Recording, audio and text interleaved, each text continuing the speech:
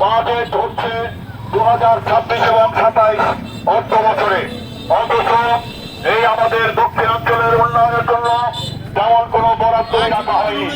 এজন্য মাননীয় প্রধানমন্ত্রীর কাছে আজকে আমরা দক্ষিণাঞ্চলের মানুষের পক্ষ থেকে, দক্ষিণাঞ্চলের আজকের ইমাম মসজিদ কল্যাণ সমিতির পক্ষ থেকে উদাত্ত আহ্বান জানাচ্ছি, অনতিবিলম্বে এই বড় বাজেটের আজকে দক্ষিণাঞ্চলের উন্নয়নের জন্য বরাদ্দ রাখুন।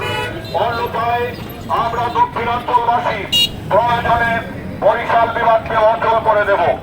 প্রিয় গলাপাড়াবাসী, প্রিয় দক্ষিণাঞ্চলবাসী, আপনারা জানেন এই ভাঙ্গা থেকে কুয়াকাটা পর্যন্ত এই সড়কটি দীর্ঘদিন ধরে ভাঙ্গাচোরা এবং শুরু হওয়ার কারণে প্রতিদিন গাড়ি অ্যাক্সিডেন্ট করছে, প্রতিদিন অসংখ্য মানুষ জীবন হারাচ্ছে, প্রতিদিন অসংখ্য মানুষ পঙ্গু হচ্ছে।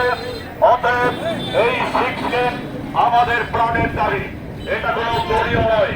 আমরা আশাবাদী ছিলাম বিএনপি সরকার দীর্ঘদিন পরে ক্ষমতায় আসার পরে আমাদের দক্ষিণাঞ্চলের প্রতি তাদের উন্নয়নের দৃষ্টি নিবন্ধন করবেন, কিন্তু আমরা হতাশ হয়ে গেলাম।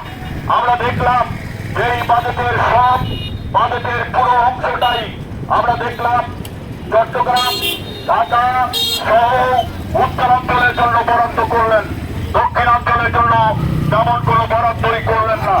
এজন্য আমরা গলাপাড়ার ইমাম মসজিদ কল্যাণ সমিতির পক্ষ থেকে মাননীয় প্রধানমন্ত্রীর কাছে আমরা উদাত্ত আহ্বান জানাচ্ছি, অনতিবিলম্বে আজকের ভাঙ্গা থেকে কুয়াকাটা পর্যন্ত এই সড়কটিকে রূপান্তরিত করতে হবে। আপনারা জানেন বরিশালের এই দক্ষিণাঞ্চলের চিকিৎসার জন্য আমাদের শেরেবাংলা মেডিকেল কলেজে যেতে হয়। এই শেরেবাংলা মেডিকেল কলেজকে বিশ্ববিদ্যালয়ে রূপান্তর করতে হবে। আপনারা জানেন আমরা এই কলাপাড়ার থেকে আমরা বাংলাদেশকে আলোকিত করি, অথচ এই তাপবিদ্যুৎ কেন্দ্রের জন্য কোনো বরাদ্দই রাখা হয়নি। আপনারা জানেন বন্দর একটি অত্যন্ত গুরুত্বপূর্ণ জায়গা, চট্টগ্রামের জন্য এখানে অনেক বরাদ্দ করা হয়েছে, অথচ আমাদের এই গভীর সমুদ্র বন্দর